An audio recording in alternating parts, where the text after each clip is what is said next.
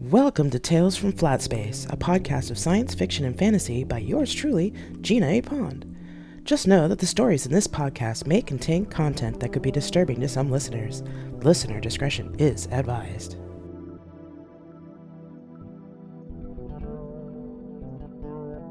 This is Survey, Part 5, The Lost Ones, Chapter 49, Darren. "Come in," I said. The door to my quarters opened and Alex came storming in. "You!" they said loudly, pointing a finger at me. "Didn't you think I'd want to know when you were awake? You could have had Musashi-sensei send someone for me. I've been worried sick. I didn't find out you were okay until I woke up and went to the med bay and they told me you had been sent back to your quarters." I froze. Why hadn't I sent for Alex? "I'm sorry, Alex," I said in a small voice. Something about my answer brought them up short. They stared at me for a long moment. The anger left their face, followed by worry.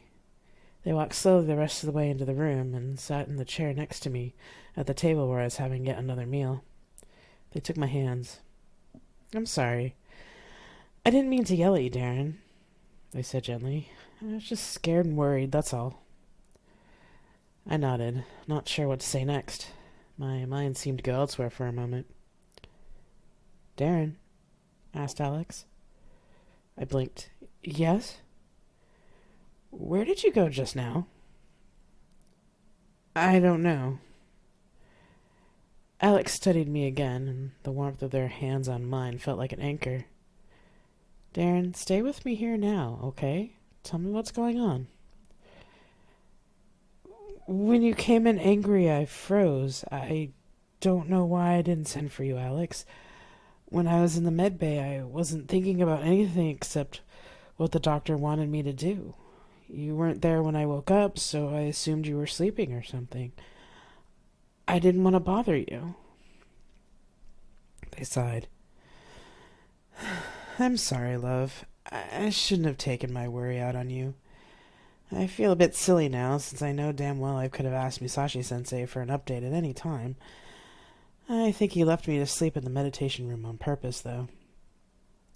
"Meditation room?" They nodded.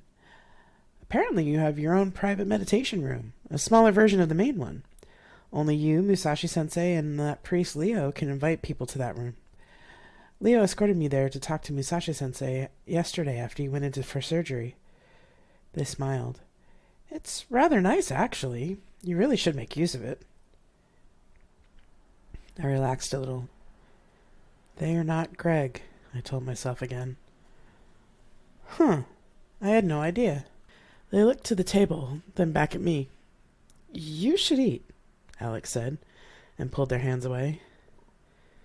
But with the comfort of their hands gone, my stomach rebelled. I raced to the bathroom, and everything I'd eaten that morning came back up. Alex came in after me. I heard water running in the sink, then felt a cool, damp towel on the back of my neck. Alex didn't say anything, but sat on the floor with me, waiting until I finished. When I finally pushed the flush button and sat back against the wall, they handed me a glass of water and a washcloth. "Thanks," I said. "Sip, don't gulp," they said. "Tell me?" I nodded and used the damp washcloth to wipe my face and mouth. Then I took a sip of the water, which felt blessedly cool going down my raw throat. I leaned back and closed my eyes. "I was married, back on Earth. His name was Greg, and he was a lawyer. We'd met in Geneva when I first got assigned to the UN headquarters after 2 tours as a Rear Admiral in the UN Navy's Indochina Peacekeeping Force. I'd just been promoted to Vice Admiral in charge of the Indochina Theater, and he was serving in the JAG office. A friend invited both of us to her apéro one night, and we hit it off. I found out later she'd meant to introduce us, since she thought we'd be perfect for each other. He was so charming and interesting, and here I was, this big black space history nerd from the Midwest. We dated for nearly a year before he proposed. It was really romantic, too. He had some of our friends help surprise me while we had dinner at a restaurant on Lake Geneva. The first year or so seemed good, you know. We went on romantic weekends and lived in a condo near the lake. When I got promoted to full admiral, something just seemed to go wrong. He'd come home and lay into me over stupid things, telling me how horrible I was and say that I'd done things when I hadn't. I know now there were times where I don't remember much past the initial yelling, but somehow we'd end up in bed. He'd tell me he was sorry and it wouldn't happen again, but it always did. I'd been with him for 6 years when the Trinity mission came up. This was a dream come true for me. I mean, I'd done my master's thesis on the Trinity project and had become one of the world's leading experts about the station. When they asked me to lead the mission, I said yes right away. I went home hoping that Greg would be happy for me, that he'd understand that I had to do this. But tears started to come, and this time I finally let them. But he wasn't happy for me. He got angry at me. I don't remember all of what he said, except for something about treating him like trash and not wanting to be a space widow. I realized then that he knew nothing about me at all. Everything he had said to me about being proud of me and my career was a lie. He didn't know anything about me or what I wanted. It had always been about him and his reputation, his feelings that I had to be careful of, his career. I should have seen it from the beginning. He'd always say things like, "Don't talk too much about Trinity, Darren. People will get bored. Don't bring your work home, Darren. You can't talk about work when you come home. It's our time together." The person I thought I loved was actually a complete stranger. So I walked away from him while he was yelling at me, packed a bag, and left. I got a room on base. I thought I was safer there because I knew that he couldn't get access to the Admiral's housing on base. He started sending emails asking me to come home, but by then we were preparing for the mission. So I ignored him, throwing myself into the mission work instead. He didn't like that, but after a while he stopped emailing. Then a couple of months before I left Earth, he sent a message demanding a divorce. He wanted to meet me at a cafe to discuss terms. I knew I shouldn't have gone alone, but I did. I remember getting to the cafe. I remember sitting down in front of him. I remember how he started another litany of how I'd been a bad husband, but then I don't remember anything else until I got back to my room on base. I don't even remember driving back to the base. I don't know what he said to me, but when he sent the divorce papers to me while I was on my call-off, I didn't fight him on anything, since I know he'd go full lawyer on me. He took everything, so I literally had nothing left on Earth when I took up with you all. Alex took my hand. Now I know why you reacted the way you did when I read Julie's notebook on Secundus. Reading her journals is bringing everything about this asshole back for you, isn't it? I nodded. Listen, Alex said. I want to talk to you more about this, but you really need to eat now. I'd rather you not have to go back to the med bay so soon after leaving it, just for an extra intravenous feeding. I nodded. They got up from the floor and helped me to stand, and held on to me as I swayed a bit. Will you let me help you? They asked. I nodded again. We made our way to the table and sat down again. I scanned the food and picked out a chocolate pudding. Good choice, Alex said. Chocolate is always good for soothing hurts. I smiled around a spoonful of pudding. That's true. The chocolate here is pretty good, actually. I'm guessing more of the biochemist's handiwork. Yep, you can get people to do quite a bit when they're not fettered by having to write grant proposals. They picked up one of the sandwiches and took a bite, then made a face. What is this? They asked, showing me the sandwich. I laughed. Peanut butter and banana. It's an American thing. One of my favorites from when I was a kid. That's all yours then, they said, handing the sandwich to me. I took it, ate it, and chased it with a large glass of water. You didn't have any family to go to when you left Greg? I put down the spoon from the pudding I'd resumed eating. No, I sighed. My family were members of a very conservative church. When I came out to them as bisexual right before I went into the Navy, they all disowned me. Like I said, I left Earth with nothing. Tears threatened to come, and my throat closed up. Alex pulled their chair closer to me. No, don't do that. Don't shove it away. You don't have to do that with me. But, I started to say, but the words didn't come when I met their eyes. I put the pudding bowl down. I could see some of the peace that the Buddha showed me in Alex's eyes. I blinked, surprised. The idea that I was a soldier and that I should tough it out seemed meaningless in the face of Alex's regard. I lowered my eyes and let the tears come. They scooted their chair even closer, and soon Alex's warm arms were around me. I leaned into them, burying my head in their shoulder. They held me tighter. I don't know how long we stayed like that, but after a while we slowly drew apart from each other. My stomach growled and we both laughed. I picked up another sandwich. Alex made themselves a cup of coffee from the dispenser and came back to the table. I shouldn't have scoffed at my partner, they said, chuckling. She told me before I left Hestia that I might meet some cute soldier who'd sweep me off my feet. Hannah's been wanting me to find another lover for ages. They suddenly look worried. Is that okay with you, that I have other partners? I figured you probably did, given what you told me about raising children, but no, it doesn't bother me. Why would it? Well, we learned in history class that Earth wasn't really open to multi-person relationships like we have, they said. It's not common, but it's not rare on Earth, especially among queer folks. Wow, that's a term you don't hear all the time.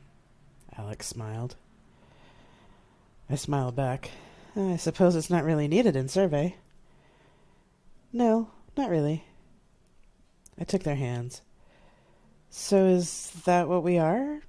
Lovers? They kissed my fingertips. Yes, I'd like that. And yes, I know the rules of the ship, but as Hannah so wisely put it, it doesn't stop us from cuddling. This time Alex gave me a playful smile, which I returned. Sorry to have to interrupt you, Darren and Alex, Mia said, but Sun Tzu has arrived early and is sending his expert over now. I have set up the conference room near the bridge for you. Sun Tzu will be joining us there once his representative boards. Alex looked up. Representative? Who is Sunny sending? Sunny? I asked. Sun Tzu isn't quite as formal as Misashi-sensei, they said. They are sending John Smith, Mia said. Alex stiffened and paled. You're kidding. No, Alex, replied Mia. Holy shit, I mean, I'm glad that Sonny's taking this seriously, but fucking hell. Alex's hands started to feel a bit clammy in mine, but I didn't let go. What's wrong, Alex? Who's this John Smith? He's the head librarian and serves alongside Sun Tzu's captain, who we call Control. I haven't seen him since I was on Sun Tzu. He is scary. He seemed to know everything about me from a single glance. I know he has a lot of knowledge, but there must be another reason he's coming here to help us. He normally doesn't leave the library at all. The library? Is that Sun Tzu's ship? Alex nodded. When will he be here, Musashi-sensei? In 2 hours. Right, they said. We should make our way to the airlock about a half an hour before they get here. Sonny may not be formal, but John Smith is. And you don't make John Smith mad.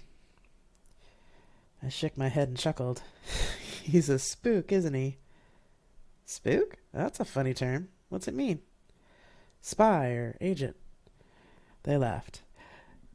Yes, that. They paused and blushed.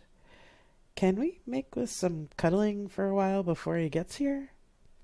I stood, still holding their hands, and led them to the bed. Yes, I'd like that.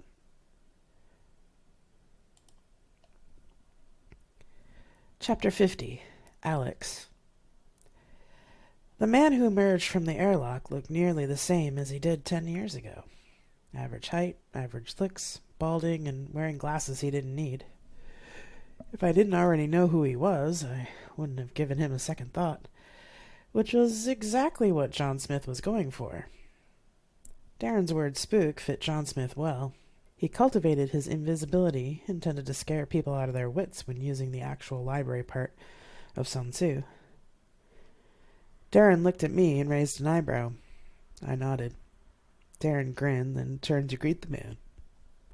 Darren bowed and said, "Welcome to the Musashi, Mr. Smith. I'm Admiral Winters, and this is Dr. Campos. Yes, I remember them." John put out his hand, and Darren took it, then shook mine. "It's good to finally meet you, Admiral. Good work with the negotiations, sir. I don't think I could have done it better myself." "Thank you." Although from the look on Darren's face, I didn't think he was sure whether that was a compliment or not. "And yes, you can take that as a compliment. I visited your former aide on the way over here, and I was impressed with him as well. It's unfortunate that not all Earth people are as competent as you two." He clasped his hands behind his back. "Shall we move to a more private room, then? I would rather not get briefed in the hallway." Yes, please. This way," Darren said, and led the way to the conference room that Musashi had temporarily assigned as a second investigation room. The one that had all of Julie's notebooks in it was still under heavy guard. When we reached the conference room, John walked around it, looking it up and down. He stopped at the drink dispenser, dialed something in, and then continued his inspection. Darren and I just waited. "I know I have a reputation, friends, but I promise I don't buy it unless it's necessary. Please feel free to sit down while I finish securing the room. Sun Tzu and Musashi have a special relationship. They have given me joint permission to do as I deem necessary for this investigation and to help you deal with Loki when he's found." He moved back to the door. "Please, there is much to discuss. Oh, and Admiral, I dialed in a nutrition shake for you. As a connoisseur of nutrition shakes, I have transferred my special mocha blend for you. I believe you'll find it far superior to some of the other shakes that you've had recently." With a dubious expression on his face, Darren retrieved the shake from the printer, as we did as we were told. He took a sip when he was seated, and his eyes went wide. "Sweet Jesus, that's good," he said, downed the rest of it, and ordered another. "Do you have any other recipes like this one?" Darren asked. John smiled. "Several, as a matter of fact. Sun Tzu, could you transfer my shake recipes to Musashi-sensei?" A screen lit up at the end of the table, split between me as avatar and the avatar of Sun Tzu, which represented him this time as a young black man in his early 20s. Certainly, John. I should have thought of that when Mia told me about Darren's reboot. Hello again, Alex, and good to meet you, Darren. Mia, it's good to be in your space again." "Yes, brother, it is good to see you, too." John pulled a nano picket from his pocket, pressed the side of it, and stuck it next to the door. "Well, now that the introductions are complete, we can get down to business. I've just secured the room from prying eyes. While I generally trust your people to be discreet overall, Admiral, I don't trust the rumor mill." He moved away from the door, sat down, and crossed his legs. "Thank you, John," said Sun Tzu. "Darren, Alex, I sent John to you for 2 reasons. First, he's the foremost expert on computer security we have in what we are now calling Survey.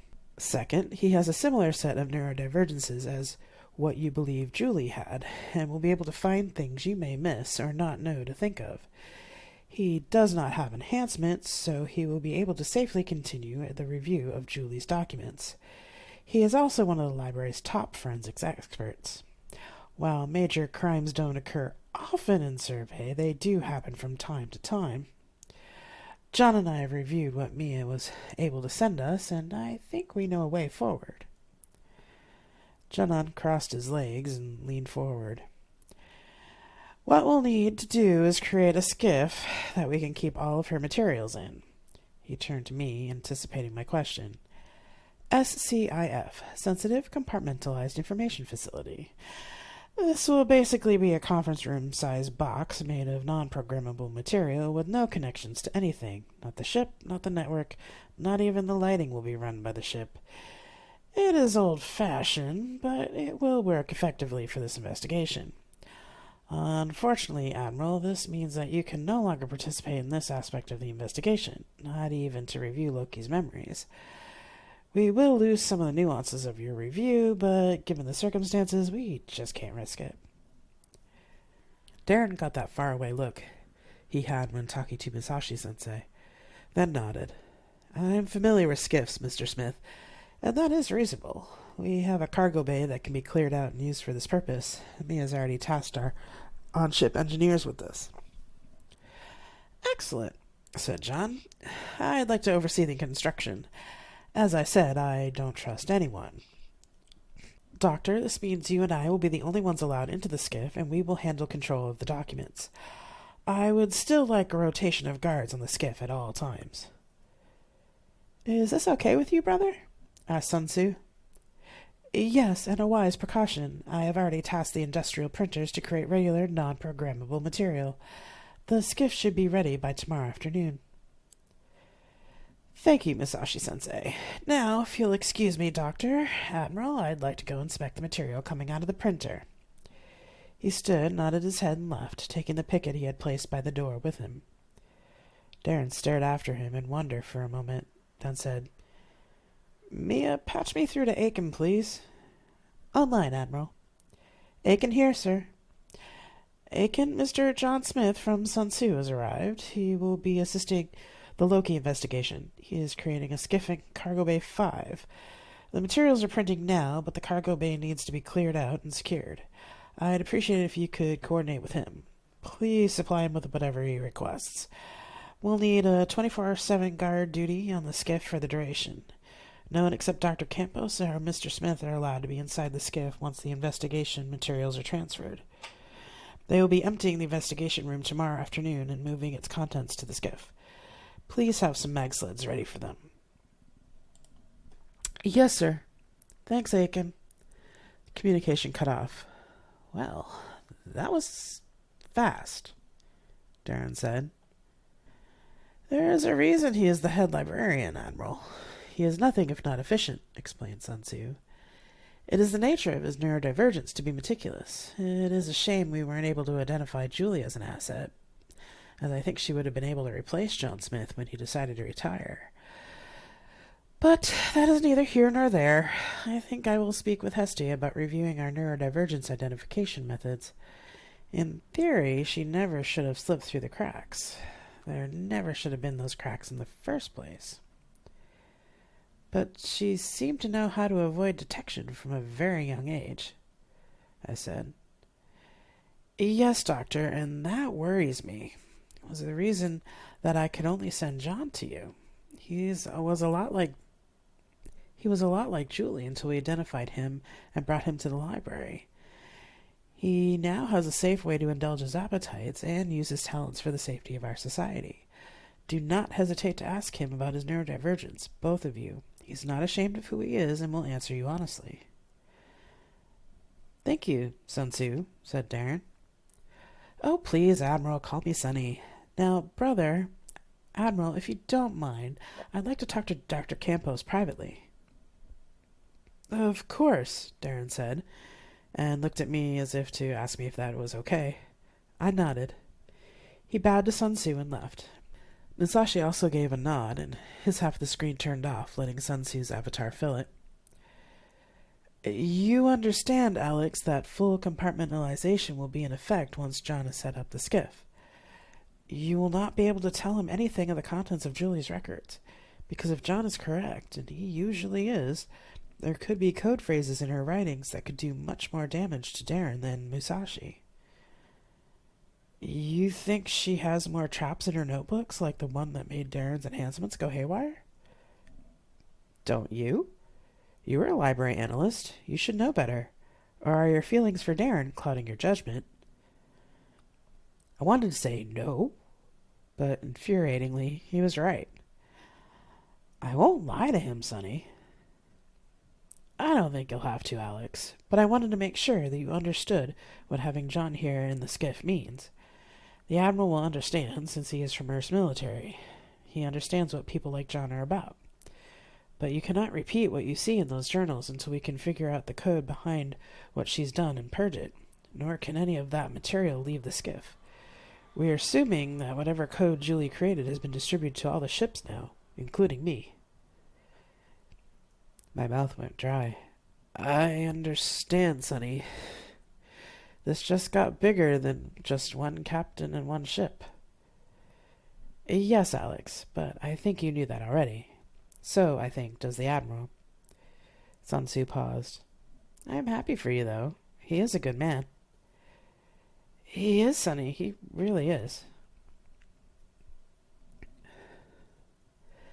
The next day I met John in the investigation room. There were 2 mag sleds waiting for the boxes of notebooks and personal effects from Julie's rooms. John was sitting among them, looking at what we'd found so far. Hello. Please come in and shut the door. I did as I was told. Let's not bother with formality. It will waste time. Are these all of her personal belongings? Did she have anything from Lucifer? Yes, and as far as we know, whatever she had on Lucifer she brought to Secundus. Apparently she never kept much in her rooms on Lucifer while she was at school, and put most of her belongings in storage on First until she moved to Secundus. We haven't had time yet to go over to the Lightbringer to see if there are any blank spots. Understood. Was this the notebook with the symbol and poem? He pointed to the notebook that I had put on the table before I had helped Darren out of the room. Yes, I said. I closed it as soon as Darren's enhancements started going haywire. Good thinking. And with Musashi's fast thinking, a lot of damage was prevented. He took out a small box from his jacket pocket. He opened it, and I could see that it was filled with old-fashioned office supplies. He pulled out a fastener and clipped the notebook shut, then put a colored tag on it. Right. From here on out, Alex, when we're working on this material, there are not to be any electronics around. We will use pen and paper for notes, and these supplies I brought for marking important information and documents. We will digitize all of this once we find a safe way to do so. I understand. And you understand that you can't repeat anything you see or read to anyone else, including the Admiral? Yes, John, I got the lecture from Sonny yesterday, I said, faintly annoyed despite myself. No need for irritation, Alex. I'm just making sure that you understand. He picked up the wooden box from Julie's rooms on Secundus. This box, one of her trophy boxes, I assume? Yes, not quite as extensive as the white box from First Station, but that box does have what Darren said was a dormant nanopicket in it. Really? He said, and somehow his face went more stone-like than usual. He opened the wooden box, peeked in, then shut it again. Yes, that is definitely a nanopicket. He pulled another nanopicket out of his pocket, then said, Musashi, Sun Tzu, code black. Transfer my nanopicket and anything in a 15-centimeter radius to magnetic containment outside the ship, and jump it to a safe distance. The box and nanopickets disappeared, along with a small crater of table. Visual, if you please. I've sent it a quarter of an AU out. There is a 2-minute delay, said Sun Tzu. We waited, and then a screen lit up at the end of the table, showing a glass and metal box floating in space, with John's nanopicket and the wooden box floating inside. The box vibrated, and after a few seconds it burst open, and Julie's nanopicket started bouncing around. John nodded if he expected this. I just watched in morbid fascination as the picket started to glow. John stood up. Sonny, send it further out, now, he ordered, with much more urgency in his voice than I'd ever heard him express. The screen went blank for several minutes, then more footage came back. What it showed chilled me. Julie's picket continued to vibrate and glow until the space around it twisted, then exploded in a white ball of light. When the light faded, nothing was left of the pickets or the glass box. I dropped into the nearest chair, stunned. John nodded and muttered, Clever girl. Clever girl, I said, with an edge of hysteria. Yes, Doctor, absolutely, he said. She did something I would have done. My working theory was correct. She programmed it so that if the picket ever lost connection with the network, that she wasn't there to give it proper identification, it would destroy itself. Security measures that ensured that no one else could tamper with it. She, being a physicist as well as a computer scientist, used her knowledge to make it more like a nuclear bomb than just the chemical explosive that I would have used. So yes, clever as well as dangerous. He seemed lost in thought for a moment, then turned to me. We need to inspect her effects for other electronics before we take it to the skiff. Stunned, I nodded and gave no complaint. We opened the other boxes, inspected them, and loaded them onto the mag sleds. John marked the boxes with the notebooks and left the others alone. It didn't take us long, and thankfully there were no other pieces of electronics that we could find. I was struck by how little she actually had, other than the notebooks and stuffed animals. She packed light, I observed. Yes, I have a few possessions as well. The most important are her notebooks and the trophies, although I suppose you could consider most of her belongings trophies of a sort, even her clothes. I wear what I do on purpose. It is meant to manipulate most people into ignoring me. I would guess that her clothes were probably interesting enough to get noticed, but not so flashy that she would stand out. Yes, her clothes were practical, but just enough sexual appeal to get noticed. That makes a lot of sense. It seems she treated people that way, too. She offered her psychologist just enough information for them to be impressed with her intelligence, but not enough to make them flag her as anything other than an intelligent child. John nodded. Interesting. I was not quite as clever as her, which is slightly galling, but I don't regret becoming a librarian. Stand still, he ordered. He inspected every corner of the room, under the tables and chair, and even in the drink dispenser. Can't be too careful. All right, let's move to the... You can't be too careful. All right, let's move this to the skiff. He took one sled, I took the other, and a unit of guards escorted us to the cargo bay. Chapter 51. John Smith. The panel was riveted in four corners, but not fully tacked down. Well, Julie, I'm grateful you weren't a skilled welder, I thought. I pulled out a small handheld grinder and a pair of safety glasses from my toolkit. This will be loud, I told Alex, as I began grinding off the rivets. Alex stepped back. Thankfully, we were at the end of a maintenance hallway, so we were unlikely to be noticed by anyone from Lightbringer. It also didn't hurt that Lucifer had cleared the area prior to our arrival. I made quick work of the rivets, caught the panel as it came off, and put it in the box that we had brought with us. Alex looked on with interest. I want to look at the panel to see if she put any non-human visible marks on it. It's the only stash that we've seen in a relatively public area. Why she chose this seems a little off, but if I had to guess, this area is close to the machine shop. That makes sense, said Alex. Is there anything in there? I peered into the hole in the wall to find another small wooden box, similar to the one that had been on Secundus. There's another trophy box. I pulled it out. It was lighter than the one from Secundus. I opened it part way and saw small metallic fragments. I immediately closed it. There's metal in the box. It looks like fragments, so I think it might be safer to transfer, although I do have another picket if we need it. I don't want to inspect these until we're inside the skiff. I put it next to the panel in the box. The hole had nothing else in it. I stood up and put the lid on the box. Alex looked like they were thinking about something, so I let them be. Lucifer, I said, we're done with all of the blank spots you identified. I'd recommend you have some of the engineers come out and cut out the metals and replace them.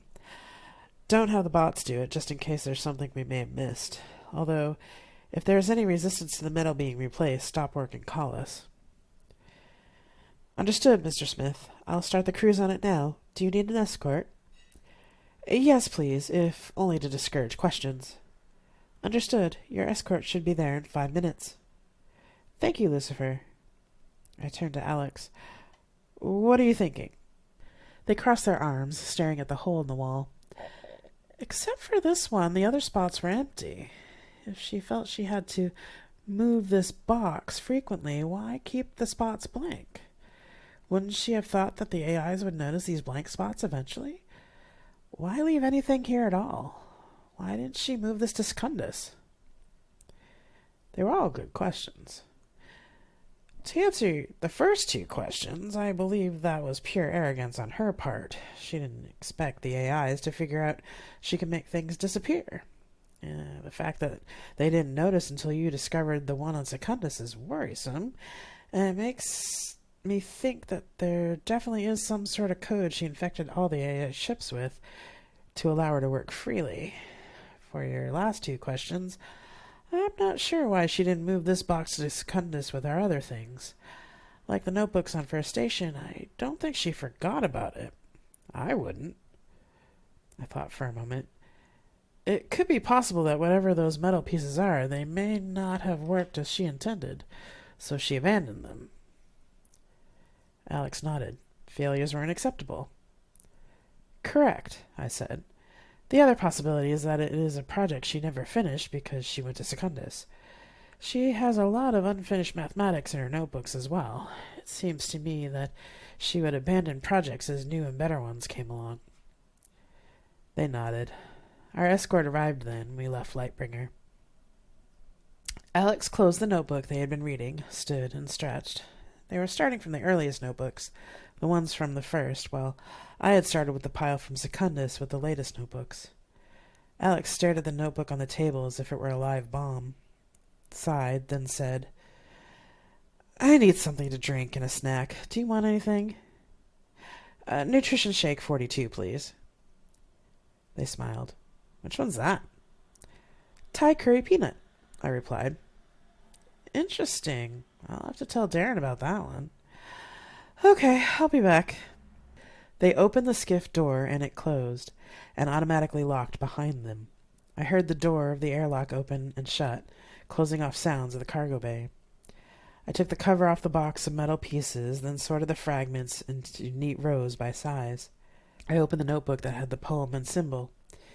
The metal pieces all had the same design on it, carved meticulously, which made me think she used a manual tool, possibly in the machine shop. Knowing engineers, they wouldn't care what she did as long as she took care of the tools and cleaned up afterwards. I sighed, took off my glasses, and sat back in my chair. Closing my eyes, I went over the bits of metal in my mind. Having a highly trained mind with an eidetic memory was very useful, as I can manipulate things in my mind without the aid of a computer. On my mental table, I arranged the pieces by size and examined them. I could almost hear her laughter as I turned them slowly to see them from different angles. I started to get irritated, but then I saw the clue, and the imagined laughter stopped. There were subtle changes to the patterns on some of them. An extra square, a missing square, or an extra line.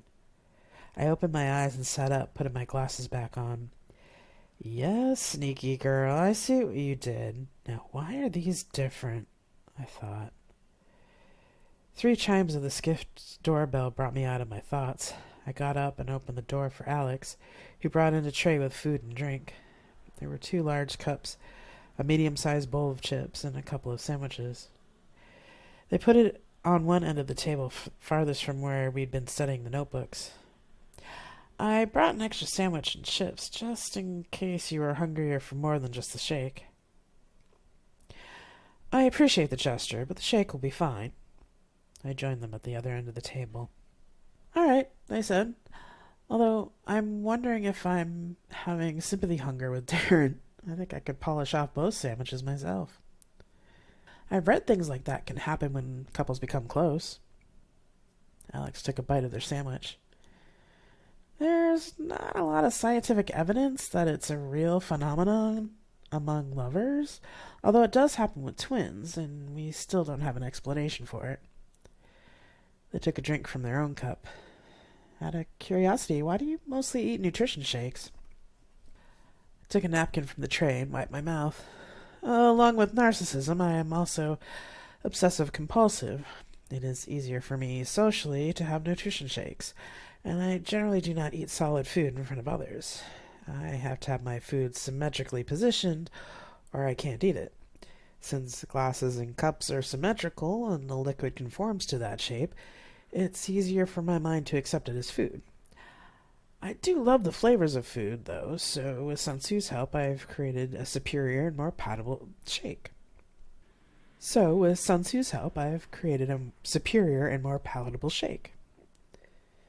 Alex looked thoughtful for a moment, then said, You know, given Darren's reaction to your shake, would you mind sharing your recipes with medical so they can include them in post-enhancement therapy and for post-surgery options? And maybe generally, too, so people have more options? Your recipes could also help anorexia patients and other patients with eating issues. Anorexia is rarer here than it was on Earth, but it does happen. That's not a bad idea, and I don't mind sharing the recipes. I'll ask Sun Tzu to do so, I said. The reaction to my condition surprised me. It was very rare that someone just accepted my neurodivergence like that. There have been some who have tried to get me to eat more solid food, especially when I was a child, much to our mutual frustration and anger. Memories emerged from that time for a moment. I let them flow over me and dissipate. After finishing my shake, I moved back to the pieces of metal and resumed examining them. I have found something interesting, Alex, I said. They put down their sandwich, wiped their hands, and came over to where I was sitting with the pieces. What is it? These all look the same as the drawing in the notebook. Some of them are. This set of 5 here are identical to the notebook. These other sets have small differences between them. I believe they are either failures, or they possibly trigger different versions of the code. What we need to figure out is if the symbol and the poem are supposed to work together or separately. Or perhaps the poem is an audible trigger and the symbol is a visual one. Depending on what she wanted to do. I thought for a moment. AIs and most bots will respond to both triggers, but there are some bots that will only receive audio or visual input.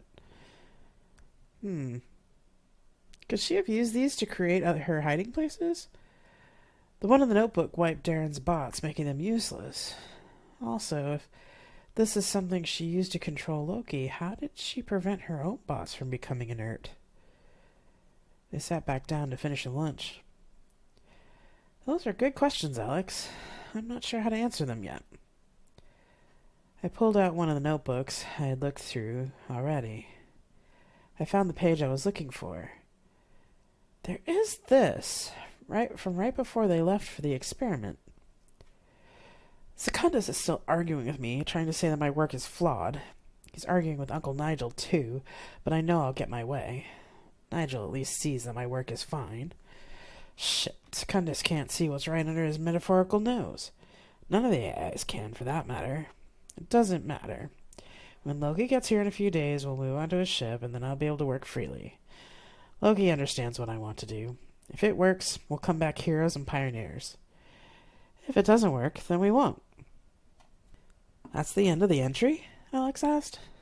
I nodded. That's too humble for her. Their eyes widened. Fuck. She knew it probably wouldn't work. I shook my head. Not quite.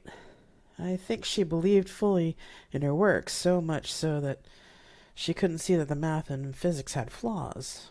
All she could see was herself returning triumphant.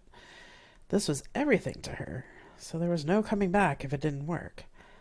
I don't think she thought it would fail, but I think she knew that it was dangerous and possibly deadly experiment.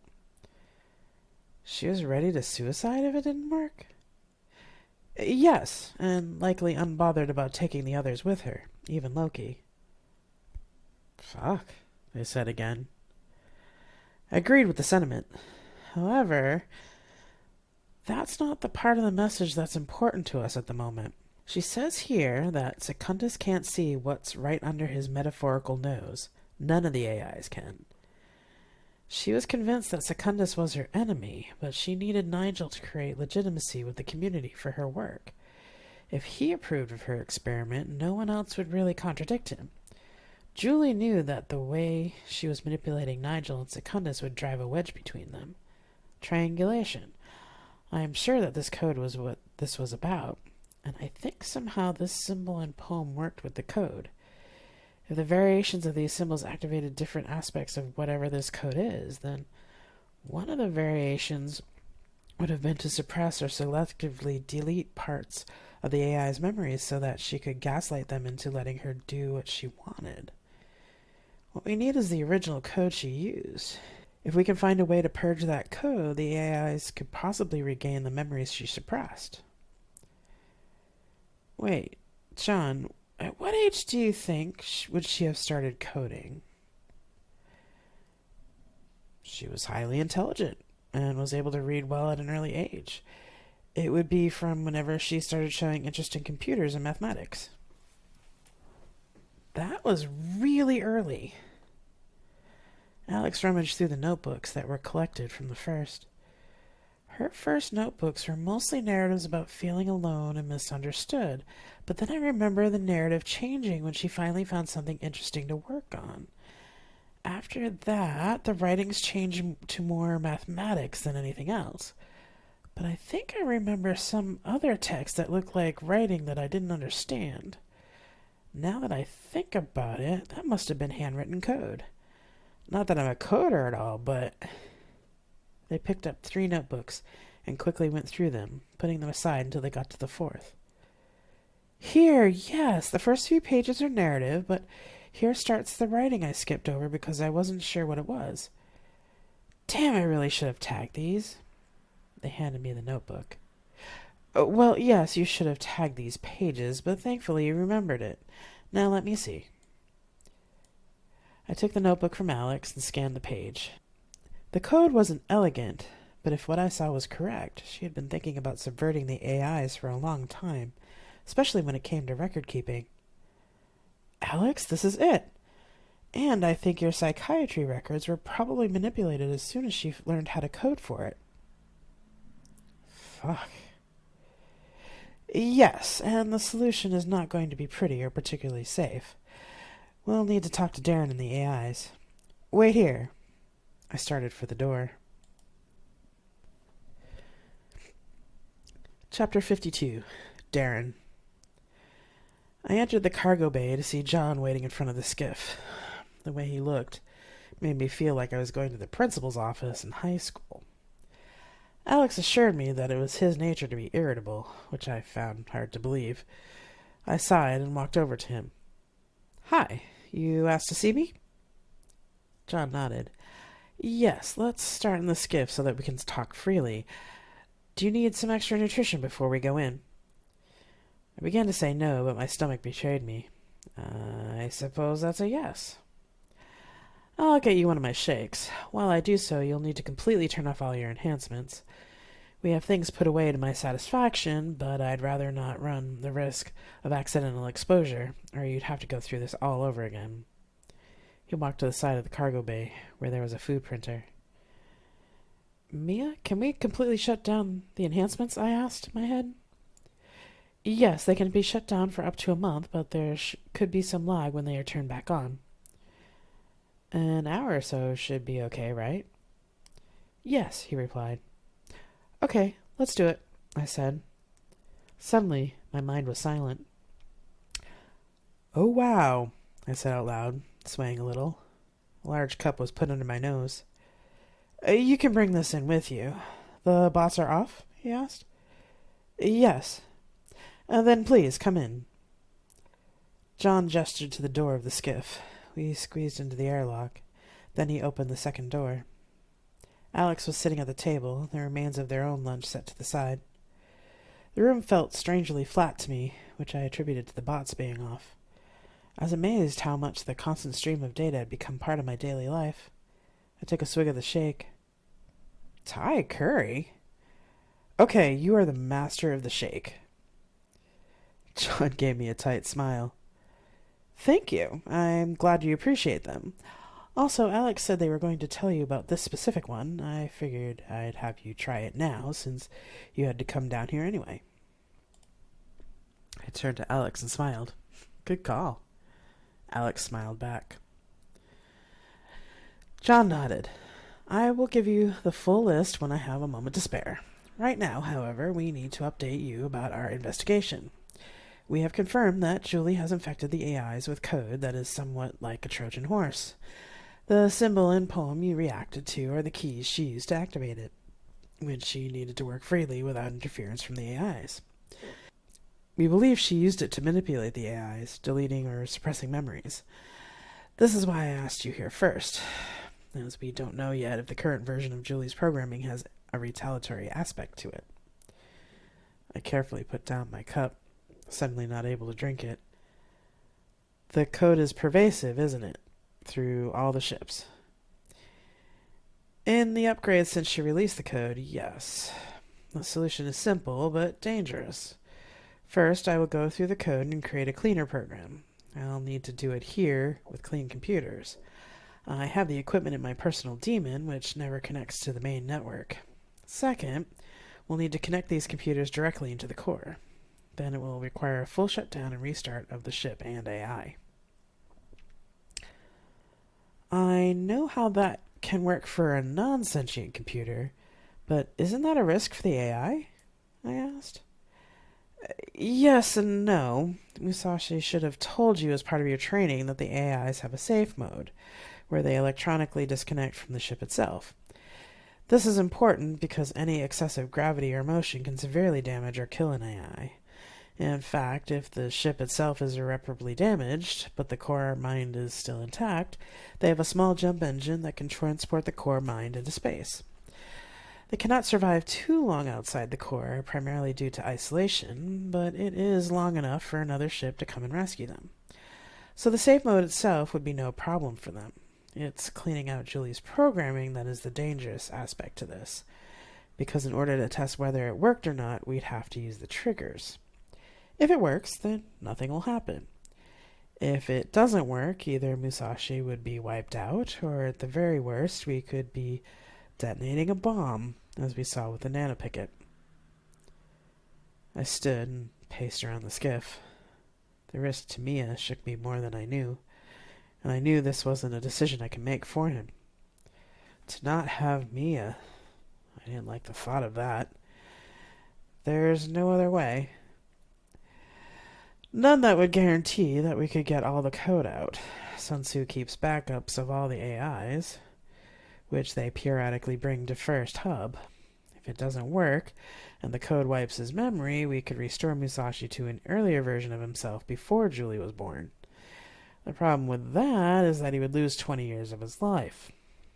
He wouldn't lose the data of his memories, but he'll lose the essence of them. He would not recognize you as his captain for a time, until we could safely restore the missing 20 years of data. If the very worst happened, well, we would not be around to know what happens afterwards. Alex looked pale. I'm not the expert that John is, they said, but he has been absolutely right about all of the work we've done so far. The other thing we need to factor in is that if it works, we'd need to run this procedure on Loki when we find him.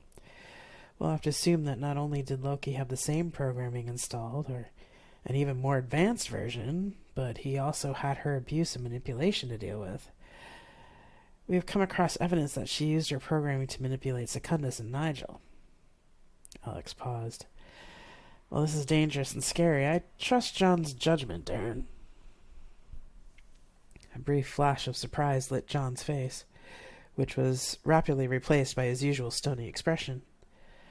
As I looked between the two of them, the only thing I could think was that I couldn't make this decision for Mia. Does it have to be Mia? John shook his head. Not necessarily, but as Julie spent no time on Musashi, cleaning the code from him would take a little less time. There are also fewer people on this ship than the others. I felt the weight of this decision on my shoulders.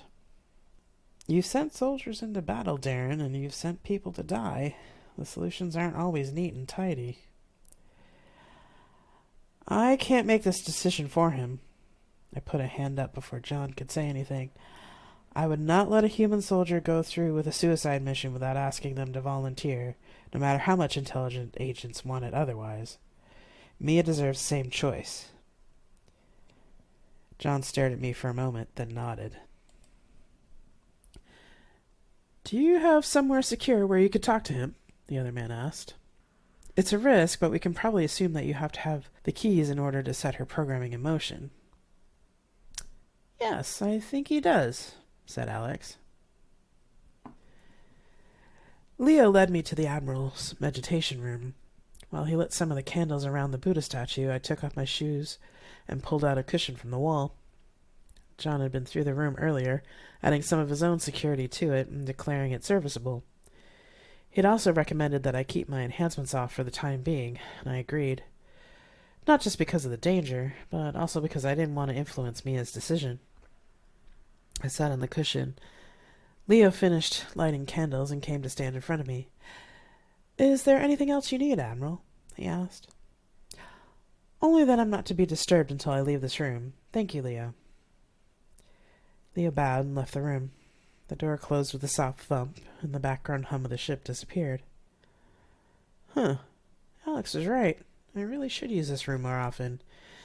That is, if this room still exists after all this. I took a deep breath. Mia? Hello, Admiral. I assume that Alex and John have come up with a solution. Yes. I told Mia what they had explained to me. Alex trusts John's judgment, and they both agree that it would be easier to try this on you than any of the others, because we don't know if there's any extra programming on Secundus, First, or Lucifer. Yes, John is correct. This would definitely be the most efficient way. I won't order you to do this, Mia. I would understand if you didn't want to risk it. There's a lot that you could lose, including your life. I looked at my hands. And I don't want to lose you, Mia. I think I'm now realizing that you saved me in a lot of ways the day I was stabbed. Not just physically. You're my partner, and you understand me in ways I didn't expect. I didn't know what else to say. I sighed and put my hands on my knees, palms up. If you volunteer, I'll do all in my power to help you come through it alive. If you don't want to do this, I'll support you all the way. There was silence in the room. Mia didn't answer right away, and I assumed that they were running scenarios of the options. Finally, Mia spoke. I will volunteer to do this, but I have conditions. First, I will only allow you to enter my corps. As much as I trust my brother, I do not have the same level of trust with John Smith. But I'm not a computer expert, and what about my enhancements? When your enhancements were wiped by Julie's code, one of the possible scenarios that my siblings and I ran suggested there might be a situation like you described. I used an earlier copy of enhancement code from my own archives that was in effect before Julie's time, and transferred that to the bots when the old bots were replaced. Since my supposition seems to be correct, your enhancements should be fine. I recommend you leave them off until after we go through with this procedure, and I'll double-check them afterward for contamination and deterioration. It would be better for them to stay dormant than get any backlash from me. Mia paused. As for you not being a computer expert, that doesn't matter. John is a computer expert, and he is capable of making this as simple as possible for you to carry out in the 0G of the core. All right, I said, rubbing my hands over my head. What are the other conditions? There is only one other. If I become unstable enough to be a danger to everyone, then you must do what is necessary and kill me. I ask this, soldier to soldier. I took a few deep breaths. Tears stung my eyes, but I understood. How? I asked. I will explain it to you once you are in the Corps, before we start the process. It wouldn't make sense to you if I explained it to you now. I understand. I cleared my throat. I'll have Aiken evacuate all but a skeleton crew, just in case. That is reasonable, Darren, and after the crew is evacuated, I will move us to a safe distance away from Hub. I nodded. I'll also have John wipe all the demons. No use sending folks on them only to have them reinfect you when we come back. He can lock them down as well, so that they don't take on new data from First Station. I'll tell him when I go back to the skiff. For now, could you ask Aiken to come here? I'll need to brief him. Yes, Darren, and thank you. I nodded, then waited for Aiken to arrive.